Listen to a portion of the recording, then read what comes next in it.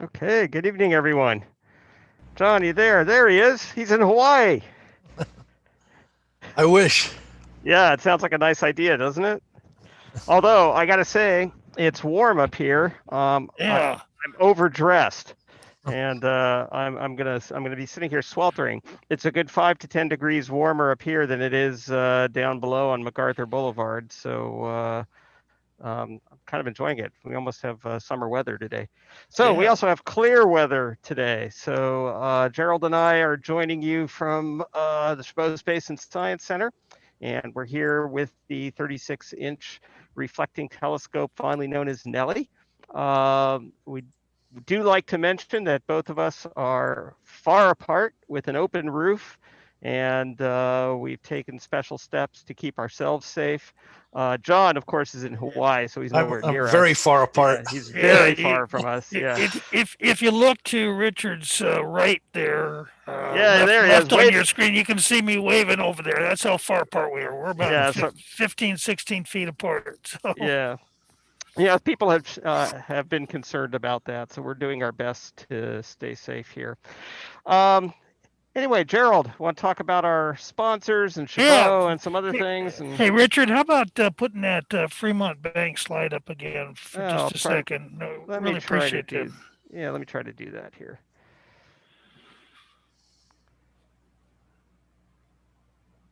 So just wanted to acknowledge that Fremont Bank is one of our sponsors. Earlier, we were looking for ways to upgrade some of our equipment here at Chabot. You know, we're going to reopen again later on this year, uh, but we wanted to make sure everything was up and running and working really well. And so we had a program to upgrade some of the projectors and the software and so on in our planetarium, and we had a campaign to raise money for that. And Fremont Bank really was very generous. They stepped up and helped us out quite a bit. So I really want to just thank them for being a sponsor and invite the rest of you to join us as supporters. If you look on the Facebook page, you'll see a button where you can donate, and we encourage you to do that. You can also go to the Chabot Space and Science Center website, chabotspace.org. And if you go there, you'll see a button at the top of the web page for making donations. We need those donations to keep Chabot going. We have a lot of programming that we're planning for when we do reopen. Although we're closed right now, we are still doing a lot of virtual programming, like what you're seeing tonight. We also do science programming during the week, including science programs for local schools to help out teachers. So we certainly could use your help in supporting that. So if you want to click on either the donation button on the Facebook page or go to the Chabot website, chabotspace.org, and click on the donation button there, we would really appreciate it. And we thank you for that. Yeah, All right. somebody's claiming we had an earthquake. I Yeah. did. I did Two not. days ago. Oh, got it. Yeah. I didn't. I didn't feel it. I I just didn't thought it was I just thought it was John's Tesla that I was didn't feel failing. it either, and I live in Concord. Yeah. All It right. was magnitude 3.8. Didn't Oh, even I thought feel he it. meant right now. So I was like, earthquake? I It was was. bouncing around on my chair, and I thought that maybe that was it. Wanted to know if we checked the telescopes very carefully after that. Actually, the telescopes are mounted on a concrete pier that goes all the way down to bedrock, and they're pretty solid. Yeah, we like to joke that if we had a major earthquake here, the building would fall down and the telescope would still be standing. So, All yeah, right. yeah, you can see the telescope behind Richard there. That's Nellie, our 36-inch telescope. And it is, as John says, it's mounted on a concrete pier. It's actually like a pyramid shaped pier that is completely isolated from the building. So there's actually a gap between the pier holding up the telescope and the floor of the building. And because of that, we are very careful about not transferring vibrations from the building into the telescope. So when we take those long exposure photographs, we don't get them messed up because somebody opens a door or something like that. So that does isolate the building. And because that pier goes all the way down to bedrock. It makes the telescope extremely sturdy. So, earthquakes, we're not too worried about them because, like I say, the building will fall down and the telescope will still be there. So, They're mentioning two or three people are saying they're talking about an earthquake that occurred just a couple of minutes ago at 8:01 p.m. Somewhere between San Jose, Monterey. In Monterey, it Oh, says. Yeah, oh, and it was yeah. a 4.2. Wow. All Okay. right. Hope everyone's Okay. safe, and that's not too big, but if you're in the wrong place, it doesn't feel good. Yeah, that's interesting. That's not the one I was thinking of. Yeah. So, yeah, I was telling people last night, my wife and I have very different reactions to earthquakes. When the earthquake started the other day, her immediate reaction was to jump under her desk. And my immediate reaction was to sit back, hold one hand and wave the other hand and go, Yahoo! And write it out.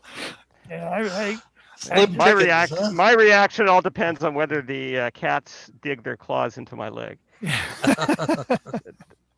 That determines my reaction. Okay, well, so much for earthquakes. How about looking at the sky tonight? Yeah. All right, sounds like a plan. Let me All share right. my screen, and I think we're looking at Capella right now. that right? is what's there. We are focusing Yeah. on Capella. Capella is the bright star in the constellation Auriga, and it's almost straight overhead right now. So if you were to go outside, look almost straight up, you'd see a fairly bright star, and that is Capella. And Capella is actually a multiple star system. So if we could somehow zoom in and still keep our resolution, you'd see that there's more than one star there. That's actually pretty common in the night sky, though. At least half the stars that you see with your naked eye are actually multiple stars, 2 stars, sometimes 3 or even 4 stars that are so close together that they appear as one star to the naked eye. But in a telescope, we often are able to separate them into more than one star. And even if we can't separate them with the telescope, if we put a spectrometer on the telescope and observe the spectra of the star, we actually see 2 spectra. And if we watch them over time, the 2 spectra seem to move back and forth to each other. And that tells us that there are actually 2 stars there and they're orbiting around each other. So multiple stars are pretty interesting things up in the sky, and there are a lot of them. All right. So, how about if we visit our friend Orion? Okay. You want to go? You want to go to the Nebula first, or to Betelgeuse first? How would you like to do? Why don't we sync on Betelgeuse? We could talk about that, and then we'll go over to the Nebula. All right. Okay. So our 36-inch telescope is a computer-controlled telescope. So I'm controlling it using computer software. The software allows me to just tell the telescope where I want to look, and then it does all the work to find the object and move the telescope in the right direction. So all I'm doing right now is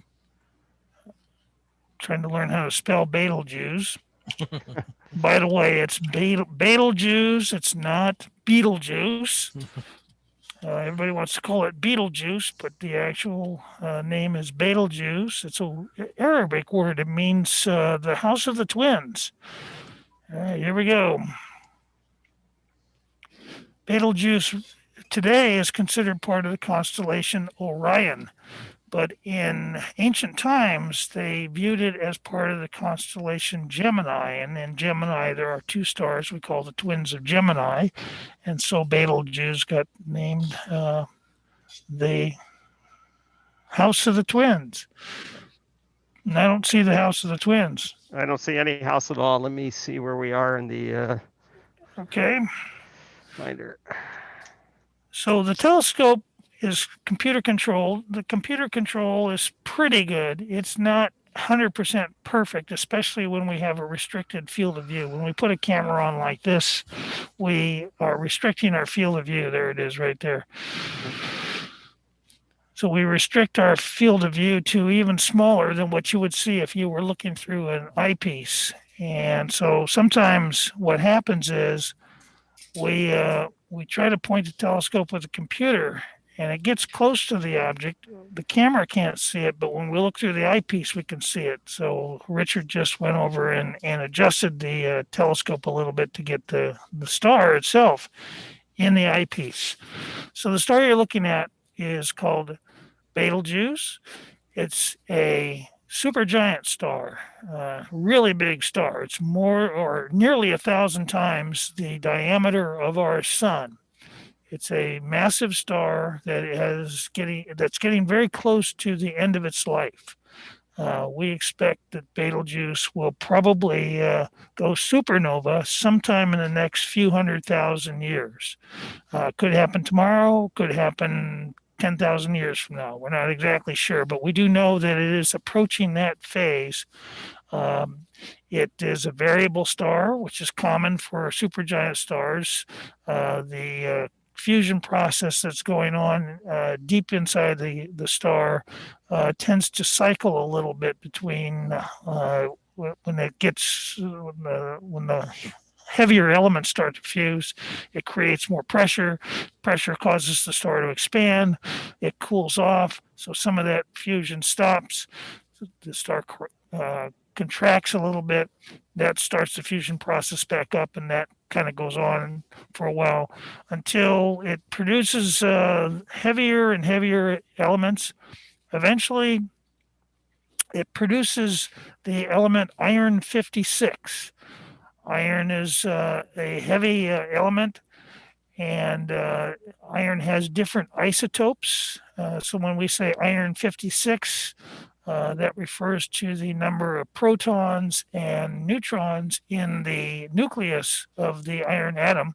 There are different isotopes with different quantities of protons and neutrons, like there's iron 52 and so forth. Iron 56 cannot be fused. So when the star starts producing iron 56, it can no longer fuse it, and so the fusion process at the core stops. The star collapses, explodes, and becomes a supernova. So that's probably going to happen sometime in the next few 100,000 years with Betelgeuse. This is how really massive stars die. They blow up in a supernova and leave behind either a neutron star or a black hole. Most stars don't die this way, though. Most stars are much lower mass. They die in a much slower process where they swell up. They become giant stars, not quite as big as Betelgeuse, but they shed their outer layers of gas over several tens of thousands of years. And then eventually the fusion process stops, and whatever's left of the star collapses into a white dwarf. But that's a very slow process compared to a supernova explosion. All right. Okay, so it looks like you're all focused up there, Richard. Yeah. Before we move on, there were a couple of discussions going on Facebook, and one of them was, why does Betelgeuse appear to jump around the screen? And Betelgeuse, of course, is not jumping around, but our atmosphere is got enough instability in it to kind of act like a lens, and it makes the light from stars twinkle and move around. And in a telescope where everything is magnified, that becomes more and more pronounced. So what you're seeing is atmospheric distortion, and we call that seeing. Yeah, it's kind of like what you see when you look at a pebble through running water, pebble in the bottom of a stream when you're looking through running water. It kind of makes the image of that pebble seem to kind of flutter and change shape and so on.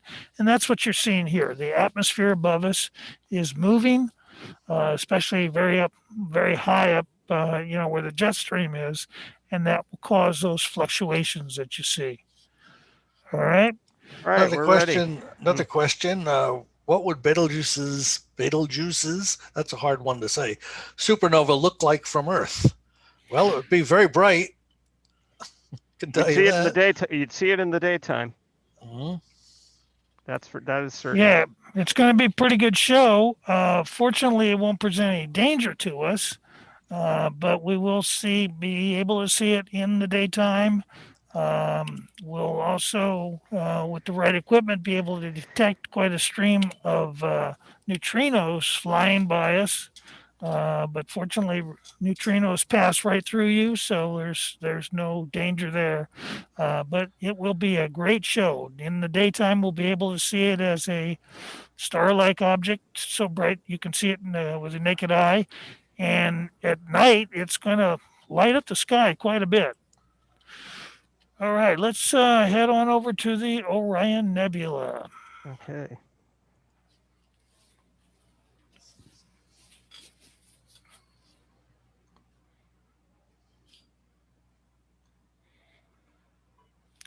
Okay, we are there. All right. Let me get ready here. So our next object is called the Orion Nebula. All right, I'm going to start with some shorter exposures so we can maybe try and see the trapezium a little bit better. Yeah. What do you think? I think so, yeah. All right. And you're going to save those images, right? Well, I'm going to try. Okay. So the Orion Nebula is a huge cloud of gas and dust. It's about 1,300 light years away, and it is where new stars are forming. This is how stars form. It starts out with a big cloud of gas and dust. Yeah, let's lower that a little bit. Yeah, let me adjust this a little bit. Try it again. Let me put it on frame first and see whether we could. That seems like it would be pretty good. If you want to make it a little bit lower, yeah, there we go. That would be good. All right. That's actually pretty good for. Yep. So anyway, it's a huge cloud of gas and dust that is condensing and forming new stars. This is how stars form. It starts out with a big cloud of gas and dust. The gas molecules have gravitational attraction. They attract each other.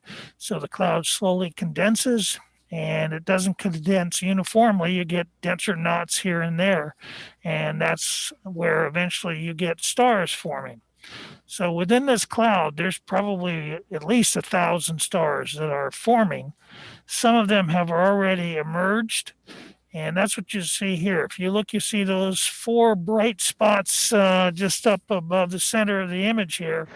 That's called the trapezium. Those are 4 extremely massive, extremely hot stars that formed from this cloud. Also, you see 3 stars in a row down to the left there. Those are not the belt of Orion. Those stars are actually very far away from the belt stars.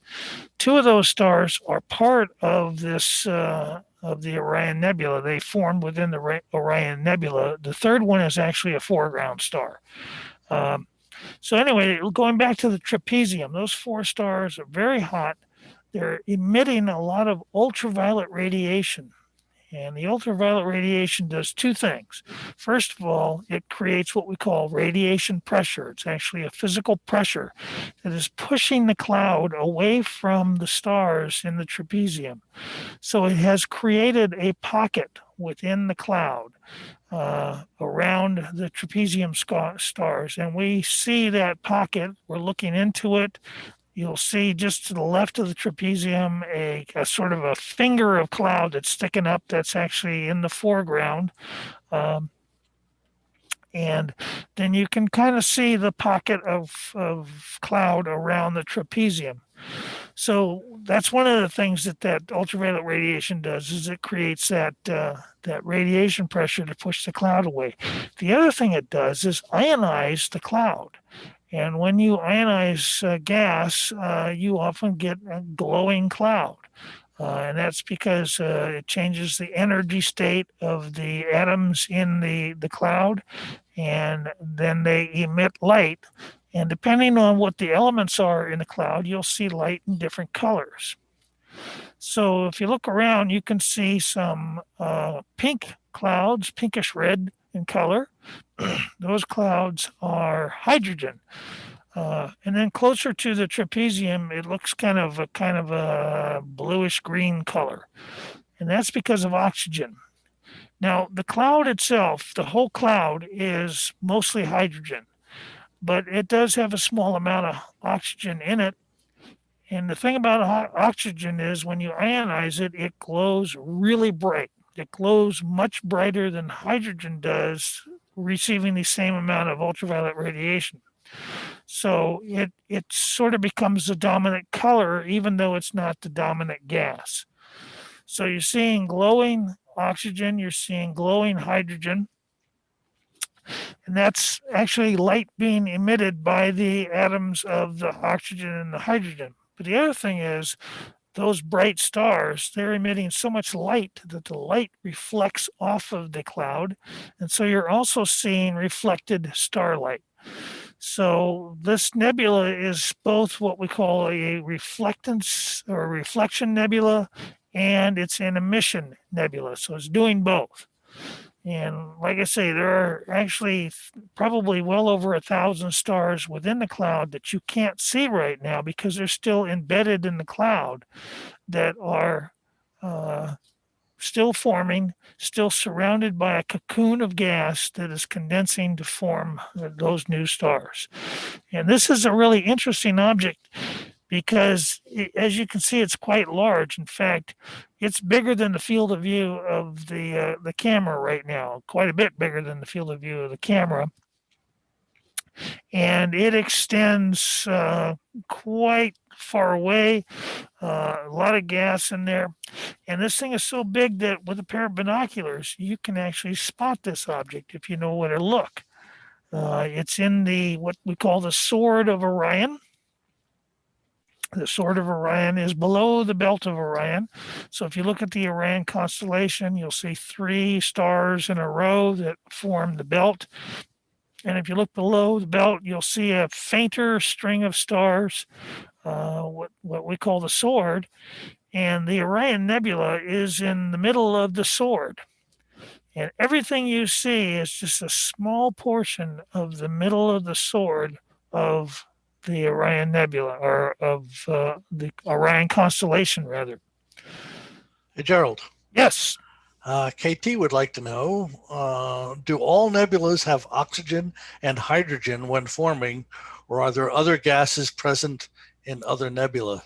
Actually, that's a good question. All gases or all nebulae do not necessarily have oxygen, but pretty much all of them have hydrogen. The oxygen is the remnant of dying stars. And so you do have gas clouds out there that are just hydrogen and helium without oxygen. But a lot of the gas clouds also have oxygen in them because so many stars have lived and died in our galaxy that they've left behind oxygen from the dying stars.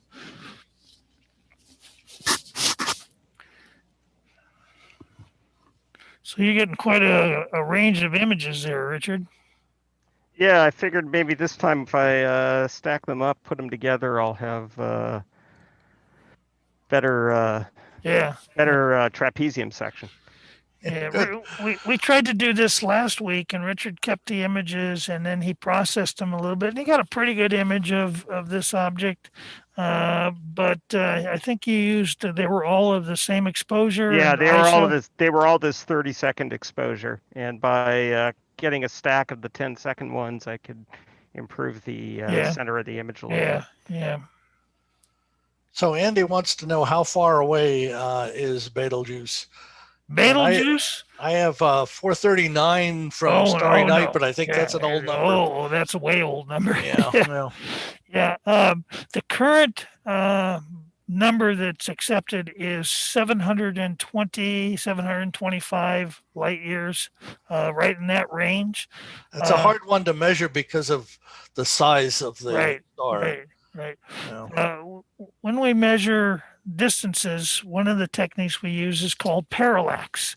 Parallax is something that's the same process that your eyes use to judge distances. When you look from 2 different points of the same object, that object will appear to shift relative to the background. You can simulate it real easy. If you hold your finger up, look at it with one eye, and then keep your finger in the same spot, but then shift and look with the other eye, your finger will seem to shift relative to the background, and that's called parallax. And that's one of the techniques we use to measure the distance to stars. The problem with Betelgeuse is because it's so far away and because it's so big, its parallax is actually less than the angular size of the star itself. And so it's very hard to measure the distance. And 2 years ago, a group of astronomers combined data from radio telescopes, visual telescopes, and other sources, and they crunched all the numbers together and they came up with a distance of, I think it was 720 or 725, which was a little bit more than what the number that they were using before that. Back in 2007, everybody agreed that it was 640 light years. So you'll see a lot of sources that say 640. Before that, you got numbers like 439, and I've seen them as low as 350. But the current accepted distance value is 720 to 725 light years away, which means it's plenty far away that it's not going to bother us when it explodes. other than to put on a good light show. Yeah. Yeah. All right. Yeah. So where should we go from here? Well, we can either stay in the neighborhood and try to check out a couple more things in Lepus, or we did have a request for Mars, by the way. Yeah, we can look at Mars. We could do that. Yeah, do you want to take a look and see what our Leporus looks like tonight, and then go over to Mars? Okay. Because it looks red. Yeah, I'll bet it does. But since we're talking about red stars, I thought it would be a good example. So let's see if we can find this thing and see where it is in its variable cycle. Really red carbon star. Yep. One of my favorites. That's Heinz Crimson Star, isn't it? Yeah, it might be listed as Heinz Crimson, and that's how they list it in the sky, I think.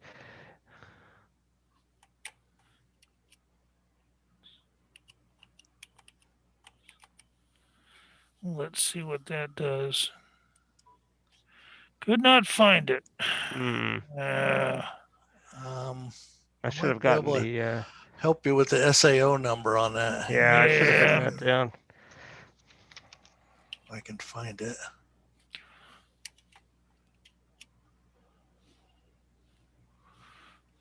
There it is.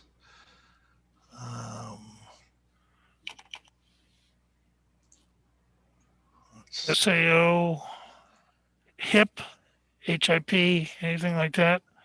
Yeah. Oh, heck, now I lost it. Where'd you go? There it is. No, that's not it. Oh, there it is. Okay. Info.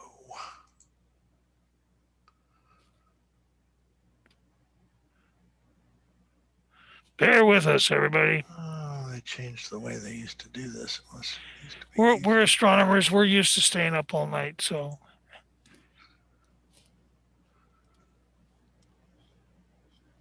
I've got an HIP number. Okay, go ahead. Okay. It's 23203. 23203. 03. Okay. That's according to Wikipedia. Okay, it likes it. Okay, here we go. All right.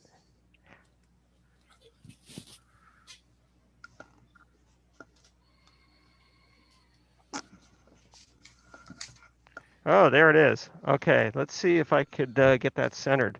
That is very red. And then we can talk about why it's so red.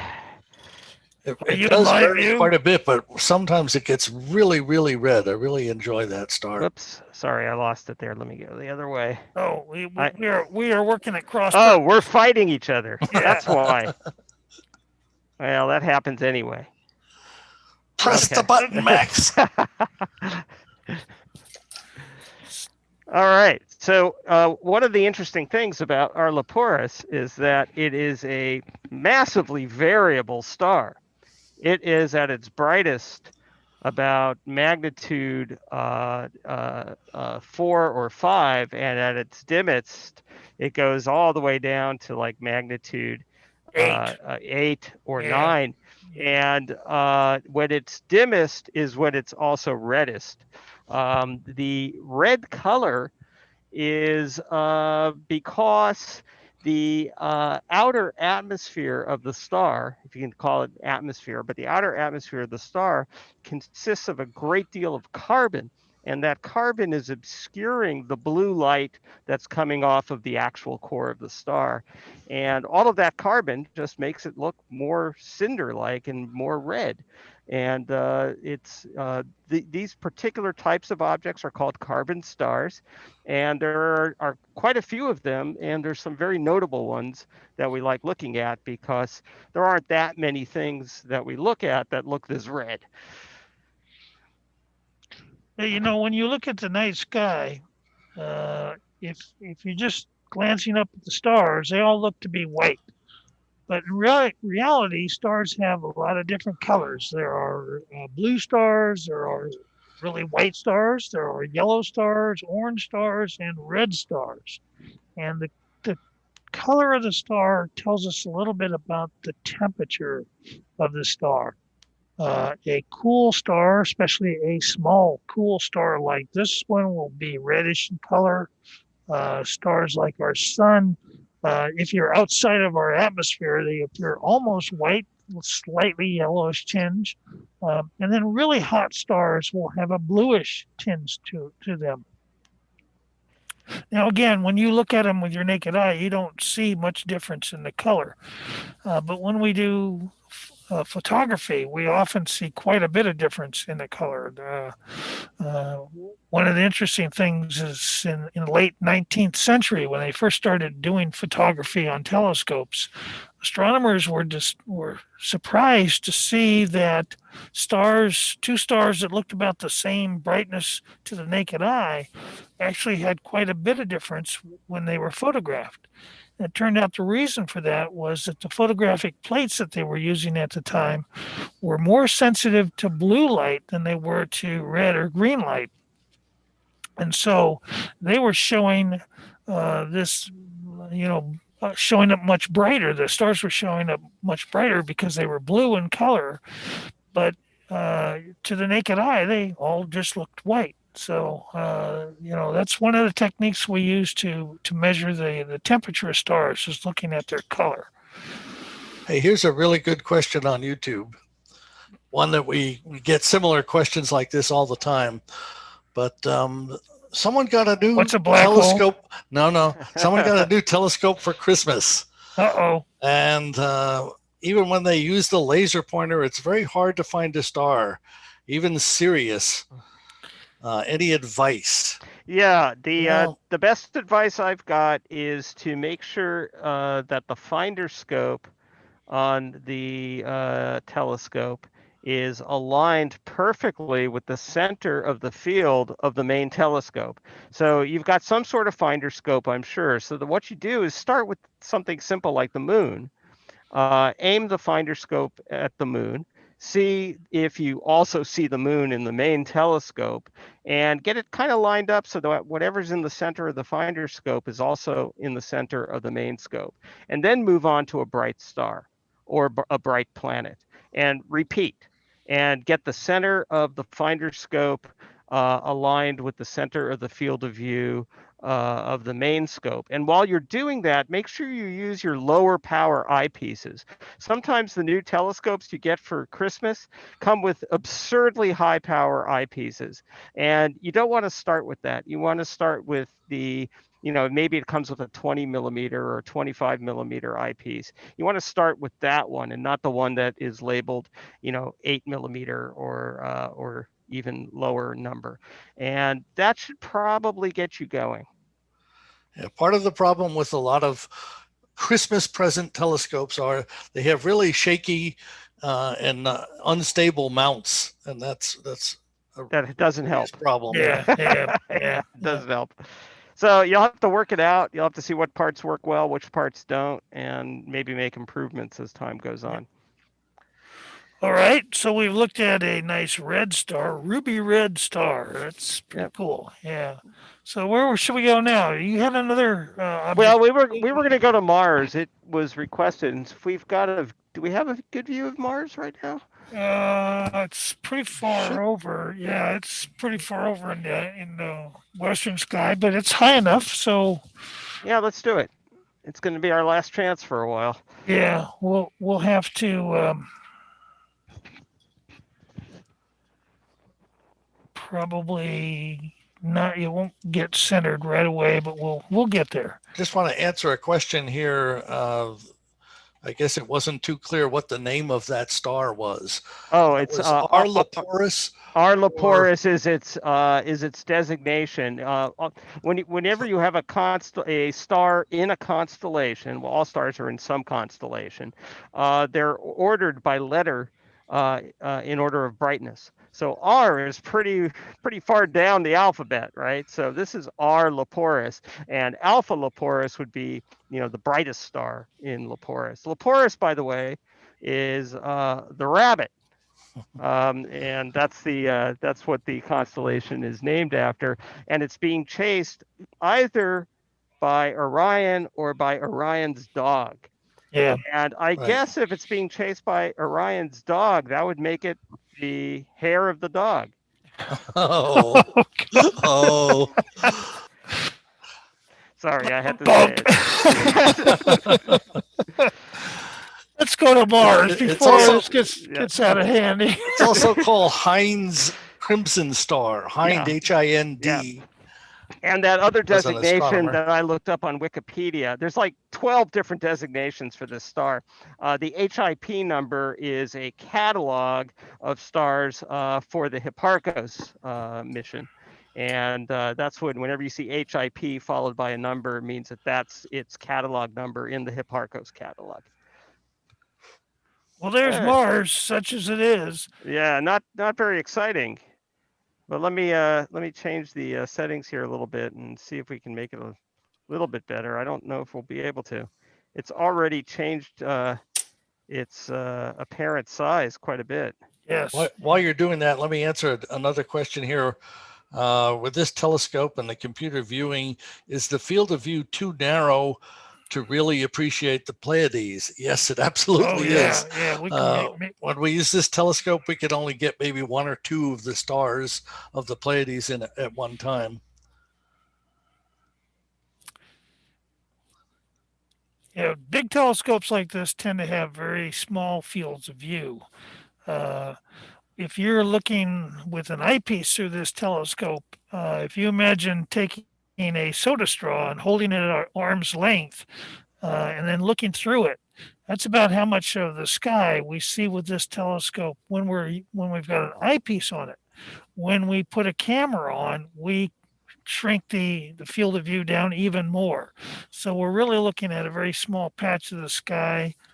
Looks like we could work on the focus a little bit here. Yeah, that's what I'm thinking too. There we go. That's starting to look a little bit better. But I think you're looking through a lot of atmosphere. I think so too. Well, that's a little bit better. I can actually see a polar ice cap there. Yep, I see a little bit of surface feature. Down at the 7 o'clock position there. Yep, I do too. Very good. Yeah, not too Thank bad. You, So Mars is getting farther away. We've passed it. We passed it actually back in October. Passed between Mars and the Sun. The Earth orbits the Sun faster than Mars. Earth takes a little over 365 days. Mars takes about 687 days to orbit the sun. So Earth orbits faster. So we pass between Mars and the sun once every 26 months. So every 2 years and 2 months. And that's when we are closest to Mars. We've passed that point back in October, so we're well past that point. So we're much farther away from Mars, and it's getting smaller, harder to see any detail on it. You can obviously see that it is definitely a disk, a sphere out there. And if you look carefully, you can see it's not perfectly round. And that's I was because just thinking about that. yeah, it's gibbous. And that's because we've gone far enough away now that we're not looking straight at the lit face of the planet anymore. We're looking off to the side a little bit. So we're seeing a little bit of the dark side of Mars. Yeah, it's not quite correct to call it a phase, but Yeah. it's caused by the same thing. It's just a little bit, the illumination is off to one side, and that's what gives us that impression. Yeah, you'll hear astronomers talk about things like phase angle and elongation and so forth. This all refers to how much of the lit surface we can see at any given point. We use that quite a bit looking at planets. We use it a lot when we're talking about asteroids. And, you know, the phase is just how much of the lit surface can we see if it was a perfectly round sphere. Elongation is the angle between the sun and the object. And that all helps us determine how much light we are actually getting from the object. All right. KT would like to know if there are other nebulas that are easy to find, like Orion's. Orion's yes, probably the easiest one that I'm familiar with, but there in the are plenty winter, of them around. I would say in the wintertime, Orion is the easiest. In the summertime, there's a whole bunch that are really easily visible with binoculars, like the Swan Nebula and the Trifid Nebula and Lagoon Nebula. Those are all kind of towards the center of the Milky Way galaxy. They're in a very accessible part of the sky, and they're very bright and obvious. Yeah, unless you're in a really badly light polluted area. Yeah. Well, that's always true. Like the Bay Area. Right. Yeah, but probably the Orion Nebula is the easiest nebula to find, just because it's got, you know, the guide of those stars right around it. You know, you always see Orion, and so you can always find the nebula. And it's much higher in the sky. Yeah. So yeah, between the Orion Nebula and Saturn, those are the two things that converts a lot of people into amateur astronomers. You know, they see those things and they say, well, you know, that's what I could see with a telescope, and pretty soon they're down at the store buying themselves a telescope. Well, it worked for me. Yep. And after a while, they buy another telescope, and then another, and then another. Addiction. Yeah. And then you start thinking, maybe I should have taken up sailing instead. Right. Yeah, then you're buying bigger and bigger sailboats. Yeah. I don't know. Yeah. All right. Where should we go next? Well, you wanted to go to some galaxies, and I think that's a fine idea. It's on the other side of the sky, but I think we should do it. So we were going to look at M81 and M82, I think. Yeah, I think. Or one or the other, yeah. I think what I'll do, I'm going to go back to Capella and sync on Capella. So hold it. Okay. Oh, I hope the dome isn't in the way.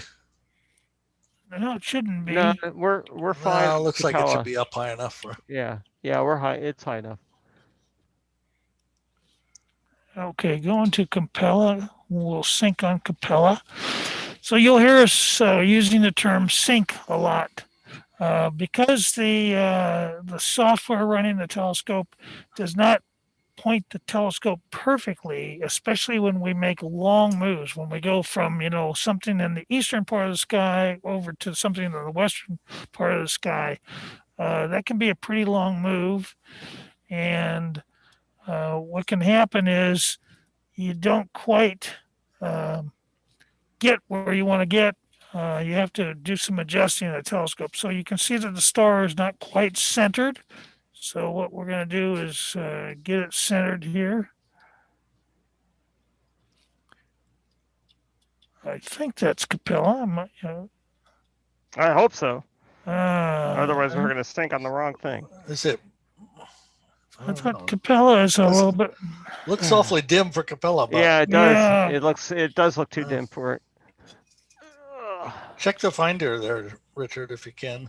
Yeah, that's the one. That's the other star, I believe, to the right of Capella, the other Auriga star.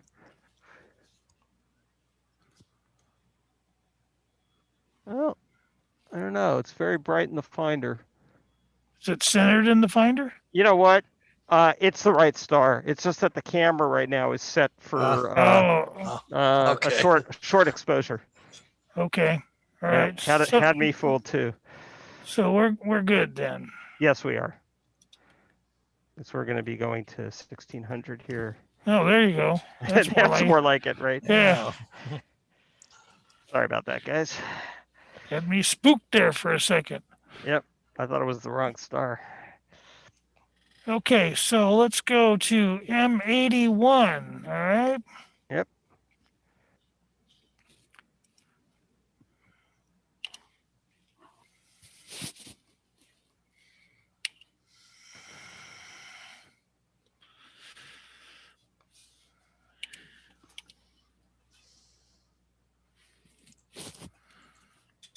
All right, here we go. Bode's Nebula. It's interesting that they call it Bode's Nebula.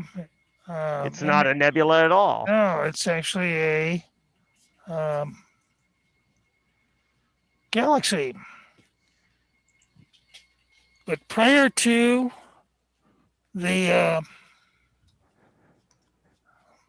about the 1920s, astronomers weren't sure that galaxies were actually galaxies, that those faint spiral fuzzy things out there were other galaxies. There was a lot of debate about whether they were actually clusters of stars, billions of stars, or whether they were just gaseous clouds that had formed into a spiral shape. So if you look at old books about other galaxies, you'll see them often referred to as nebulae, but they're actually galaxies.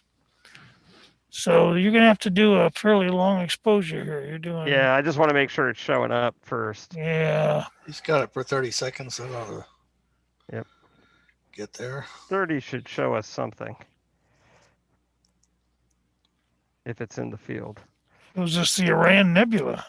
Yeah, there it is. Looks just like it. So we need to bring it down a little bit. Okay.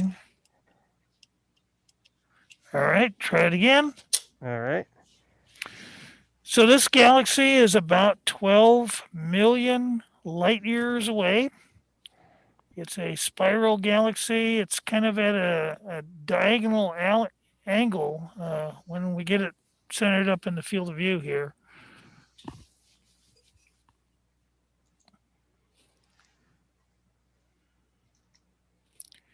And if we do the exposures right, you may be able to see some of the spiral arms in them.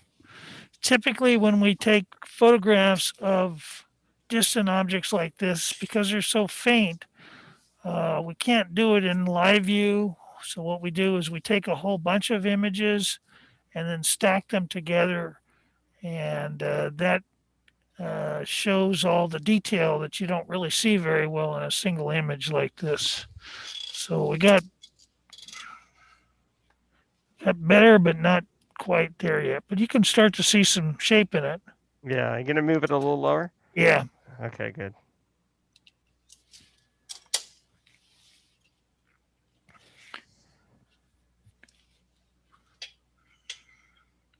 So you can see the dense core of the galaxy. And after Richard after we get it centered up here, Richard will take a longer exposure and should be able to see some of the spiral shape of it. Okay, I'm going to take a chance here that I didn't start the exposure while you were still moving it. Oh. But we'll see. I should have told you. I should have told you. That's all right. I guessed. I was listening to the sound of the motors. Not really. I have headphones on. So again, this is about 12 million light years away. It's a spiral galaxy, probably very similar in appearance to our own galaxy. We get this a lot, but Minko wants to know, how do you know it's 12 million light years away? Paste it off. That is pretty good. Paste it off. Yeah. Let's see if we could get some.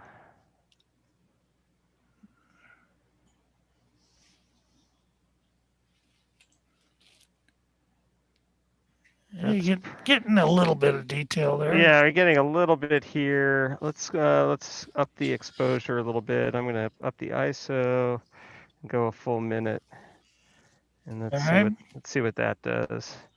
So we have different techniques for measuring the distances to galaxies. One of the most common techniques is to use what we call standard candles. There are a couple of different kinds of standard candles. One that's frequently used is called a Cepheid variable. And many stars are variable stars. They change in brightness over time. Cepheid variables change in brightness over time in a cycle that has a very distinctive pattern. They start out at a certain brightness, then they slowly dim, and then they stay dim for a little while, and then they suddenly brighten back up to their original brightness again. And that pattern is very distinctive, and we call those Cepheid variables. And it turns out that the luminosity, the brightness of the star when it's at its maximum, is directly related to how long it takes to go through one complete cycle of bright to dim and then back to bright again. So there is a direct correlation between how bright the star is, its intrinsic brightness, and how long it takes it to go through that cycle. And because of that, by measuring the amount of time a star, a Cepheid variable, takes to go through its cycle, we can calculate how bright the star would be if it was a standard distance away. And then we measure how bright we see the star in the galaxy, and we use that to calculate the distance, because the farther away it is, the dimmer it's going to appear, and so forth. So that's one technique that you can use. Another technique, another standard candle, is what's called a Type 1a supernova. Type 1a supernova is a type of supernova that happens when you have two stars orbiting around each other. One of those stars has already become a white dwarf. The other star is becoming a giant star. The white dwarf pulls material off the giant star. Eventually, the white dwarf explodes as a supernova. And because of the physics involved in that process, those supernova explosions follow some very precise rules and have a kind of a standard brightness that they will always form.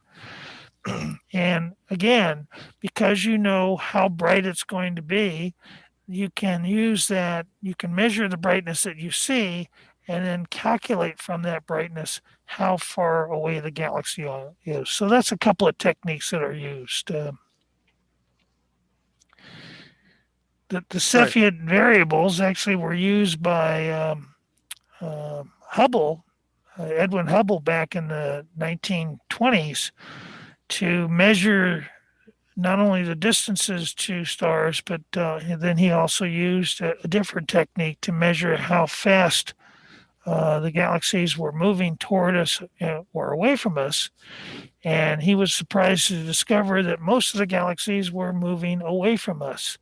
And that confirmed that the universe was actually expanding. All right.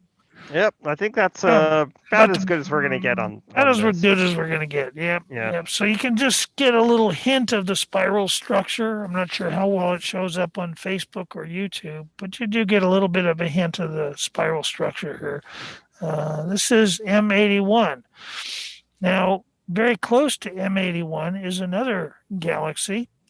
It's very close in terms of our line of sight in the sky, but as it turns out, it's also fairly close to M81. That galaxy is called M82, and it's often referred to as the cigar galaxy. So if you want, we can just jump right on over to M82. Yeah. It'll be right there in the right place. Right. It's very close. So close.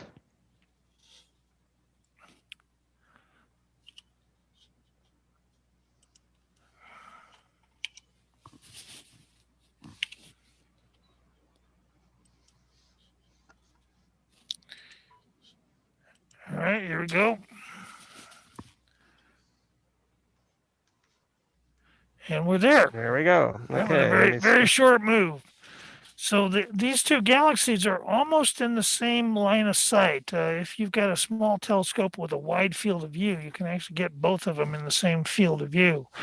And they're relatively close to each other. M81, the one that we were looking at, that's about 12 million light years away. M82 is about 11.5 million light years away.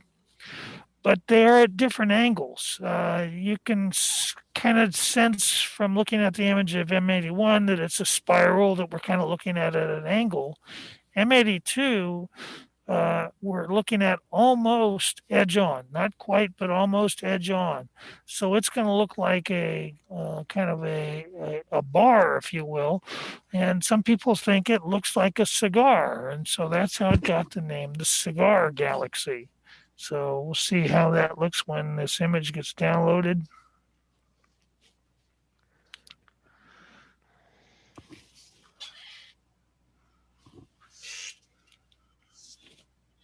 Oh, hey, there we go. That's nice. Very nice. Nice. Yeah. So there we go. So you can see that there's dust in the galaxy. This is actually a pretty good picture, Richard. Yep. You can see that there's dust lanes in the galaxy. You can, if you look carefully, you can actually see the spiral structure, but you're looking at it almost, but not quite edge on. And some of the dust, the clouds of gas and dust are obscuring some of the stars, giving them a more reddish color.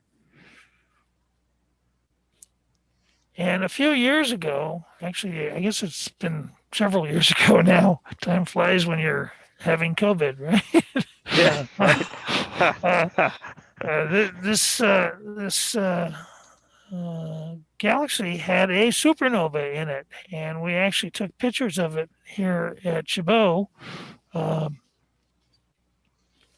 And it was a star. And you see just below the galaxy down on the right, you see a foreground star.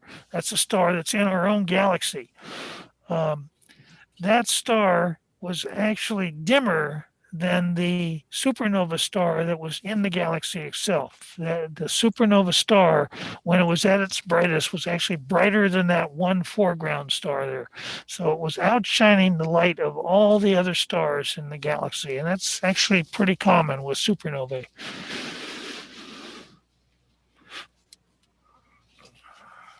Yeah, I'd see, the orientation of this particular galaxy is what makes the photo come out so much better. Because the other one gets kind of blown out by the core of the galaxy. It's so bright.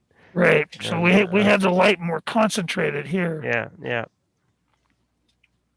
You could definitely see some color. Now, when you hear astronomers talking about how bright an object is, we'll often use the term magnitude, and we'll give you a number, like this one is magnitude 9. The magnitude number refers to its brightness, and we measure it based on a standard star. the star Vega is used as a standard in one wavelength. And we use a funny system. It's a logarithmic system. So a star that's magnitude 1 is a little over 2.5 times brighter than a star that is magnitude 2. And a star that's magnitude 2 is about 2.5 times brighter than a star that's magnitude 3. So the bigger the number, the dimmer the object is. And when we look at galaxies or nebulae, we don't use how bright it is in one part of it or anything like that. We talk about the total amount of light that we see coming from the object.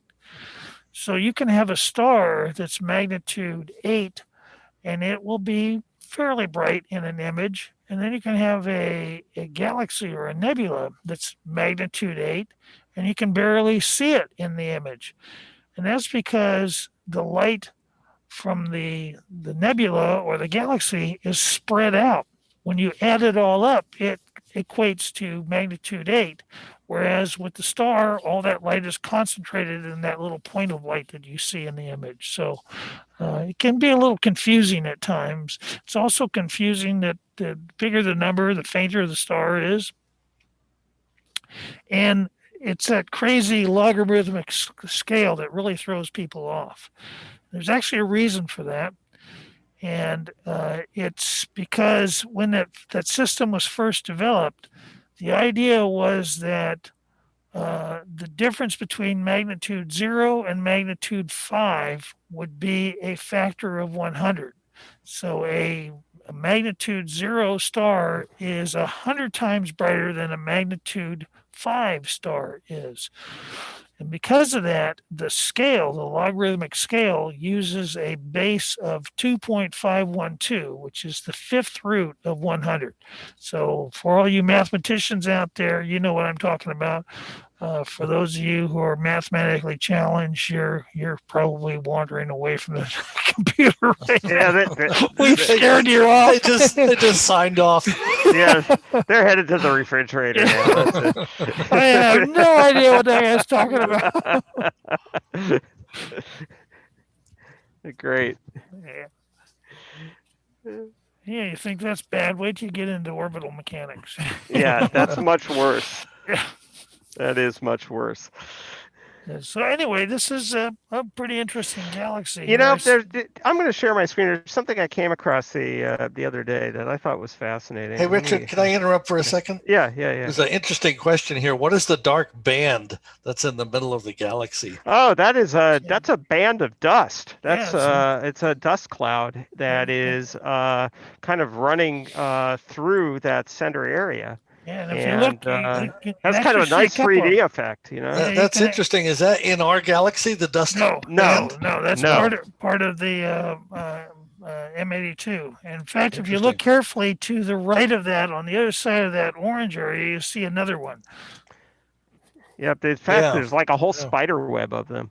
If you look really closely here, I don't know if you could see it on Facebook, but it's certainly the case on my screen here.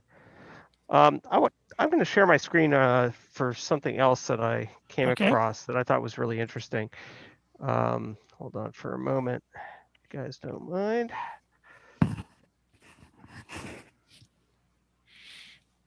Minimize this. So there is a famous telescope called SOFIA. And it's the SOFIA. It's the Stratospheric Observatory for Infrared Astronomy. And what is interesting about SOFIA, I'm going to actually... Other than the fact of where it is? Yeah, I'm going to put up a picture. People are going to be surprised about where it is. Let me get back to my screen here. Sorry for this. I'm being a little challenged here with Zoom. Here it is. Okay. There we go. And let me share it. Yes. Okay. That is SOFIA. And as you can see, SOFIA is a stratospheric telescope, and it's inside of a 747. And they fly this plane as high as it can go, and it's Gerald, it's like 105 inches or something like that. It's it's big. it's It's big. a big telescope. And I'm surprised. You notice it's flying coach. Yeah, really. I guess you want the heavy telescope in the back of the plane. How do you know that the whole plane is in first class? Yeah, that's right. I have been in that plane, and I have seen the telescope, and it is pretty first class. Yeah, it's a pretty neat thing. The consoles are all first class, Yeah, that's for sure. But the reason I was pointing this out is Sophia's been doing studies of galaxies, and particularly magnetic fields in galaxies. And I'm going to show you another picture of a galaxy not so far away in the sky from M81 and M82, but I got to get back to my zoom window here now. All right, here we go. And hit new share. Okay, can you guys see that? Yes. All right, M51. It's M51, which we're not looking at tonight. But this image is showing you the magnetic field or fields that are generated by the galaxy. And the way it's able to do this is there's dust throughout a galaxy. And the reason I thought about this was this discussion of dust lanes that we were looking at in M82. And the dust emits infrared light because it's warmed up by nearby stars, and it emits in turn very dim infrared light. And SOFIA, being an infrared telescope, is able to pick up that light. Now, the thing about that dust is it's going to orient itself according to magnetic field lines. And the light that comes off of the dust particles is polarized. So you're able to look at the polarization of the infrared light in each of these different parts of the galaxy in order to map the magnetic fields.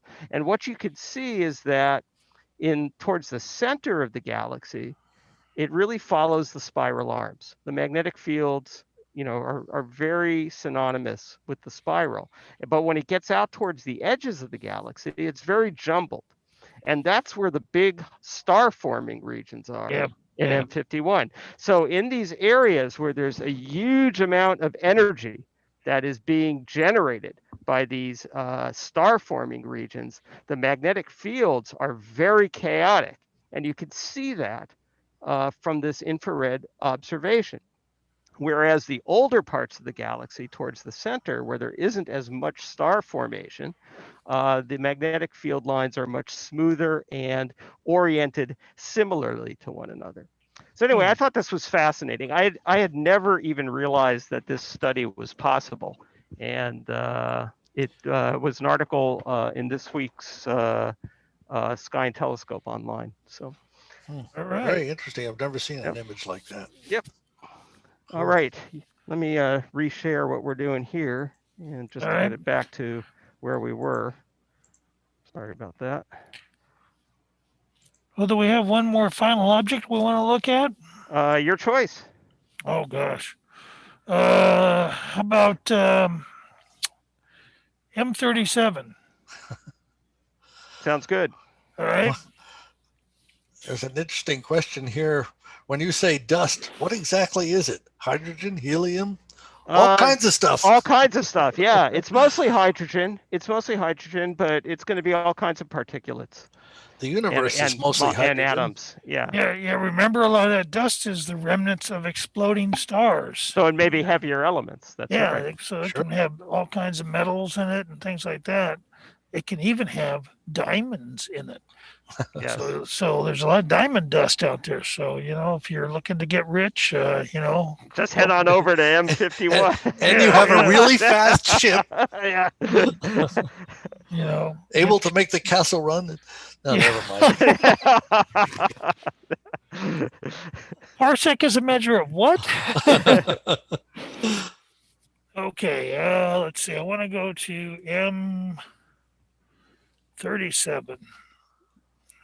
And we'll probably just have to do a little adjusting when we get there. Oh, here's another good one. Do all galaxies form stars at the edges? Well, not just the edges. No, not really. That happens to be a characteristic of M51 and M33. Other galaxies, it's more uniform, and then there's some where it's less uniform. So it really depends on a lot of different factors that are poorly understood. It's important to add that. There's also some discussion about the rate of star forming across the universe, that the rate is actually slowed down, which suggests that eventually there won't be as many stars. We're using up all the hydrogen. Yeah. Are we there, Gerald? I thought we are. I thought that was a live view, but I guess it's not. Well, no, yeah, I'm not on live view yet right now. Hold on, okay. let me get over there. Okay, I am on live view now, but let me get it out to.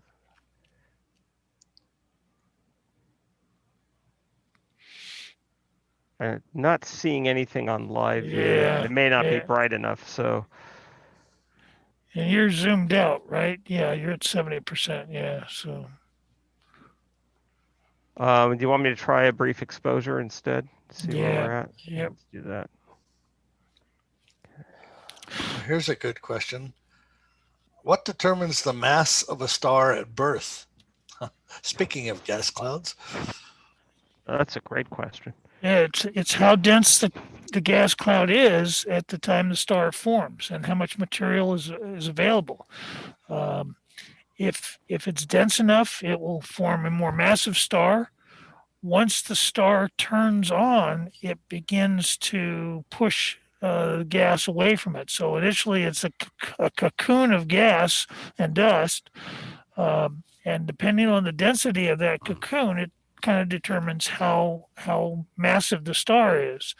Yeah, there you go. That's nice. Not quite centered, but close to it. I want to try it again here and see what you get. Okay. Because that yellow star is all the way down to the bottom. That should be more closer to the middle. Yep.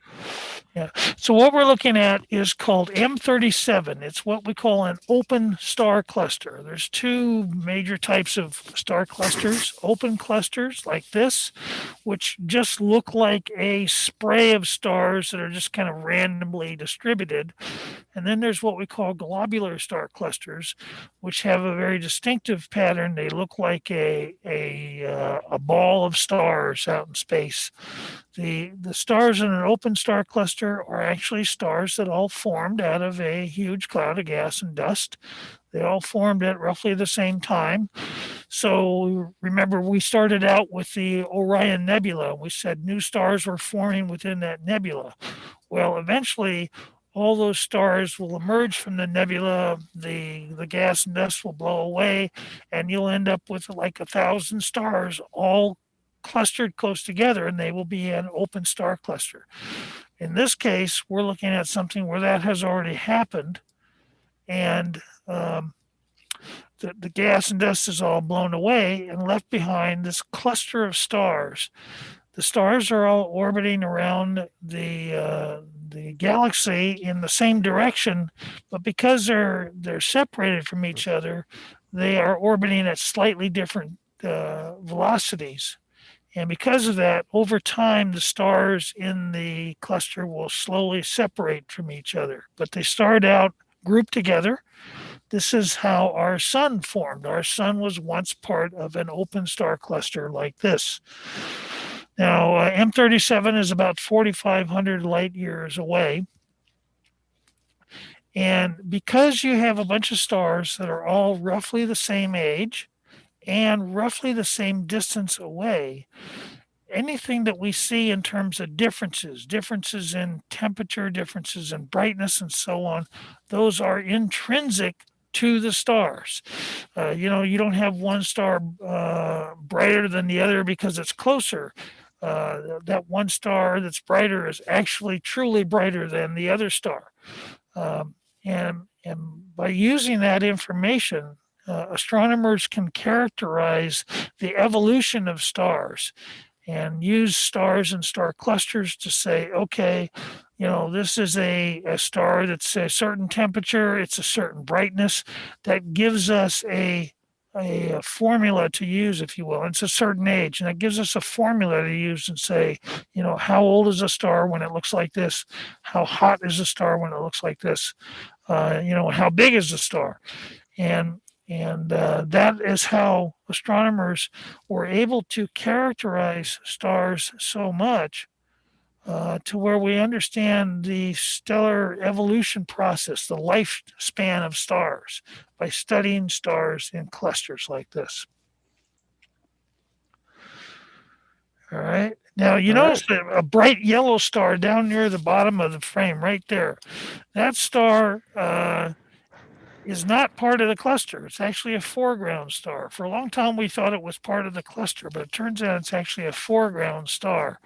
And it was always interesting because it's brighter than any of the other stars in the cluster, and it's also yellower than most of the other stars. But it turns out it's a foreground star, an older star that is approaching the latter part of its life. It has swelled up. Its outer surface has cooled, giving it that yellowish orange color. And eventually the stars in the cluster will go through a similar process, but that one bright star is actually in the foreground, not part of the cluster. Hey, Richard, did you see the question about the circle at the top left of the screen on the previous galaxy image? Let me go back to that and see what it is that I'm she's not sure referring what to. she is referring to. Yeah. Yeah. Let me see if there's something that shows up. Oh, maybe this. Is that possible that there is a dust mote? Yeah. I mean, one of the things that we are always challenged by in astrophotography are dust bunnies, and there's techniques for removing those on the final image. She says at the top left of the screen, though, so maybe not. I don't know. Yeah, not sure. I really don't see anything. Yeah. Yeah. Oh well. Yeah. Sometimes we get just little blobs like what Richard was pointing out there. Those are from dust, but sometimes we actually see what looks like a dark donut in the image, and it just depends on where the dust particle is, whether it creates just a smudge on the image or whether it actually creates a donut. And what those are is dust particles on the camera chip or on the mirror in the telescope. It just depends where it is in the optical train. I know what she's talking about now. She was talking about the image of M51, and that's the other galaxy that is up there. Oh, I'm sorry. That makes so much more sense. Yeah, I didn't realize what you meant. The circle in that image is actually a companion galaxy where the two have collided over time repeatedly, actually, over billions of years. They are in orbit around one another, and they frequently, with the word frequently is used loosely here, collide with one another, and actually there are streams of stars flowing between the two. So it's actually a pair of galaxies, M51. Good question. Sorry, I misunderstood. Yes. Well, guys, it's about 10:15 here. I think it's time for us to wind it up. All right. I want to remind people that we are relying on your donations to help support our virtual programming, the virtual telescope programming, the virtual science programs that we do during the week, during the daytime for schools. That all is supported right now almost exclusively by donations because we don't have the revenue that we would normally get from people visiting the center. So if you've got a second here, if you want to click on that donate button on Facebook, or if you want to go to the Chabot Space, ChabotSpace.org website and click on the donate button there, we would really appreciate it. And, we thank you for your support. All right. All right. So we're not going to shut down the telescope though tonight because we're going to switch to actual doing some science with the telescope tonight. So yeah. Asteroid hunting tonight? Asteroid hunting. Okay, yeah. Cool. Well, good night, everybody. And All thanks right. for joining us. We'll see you next week, hopefully. All right.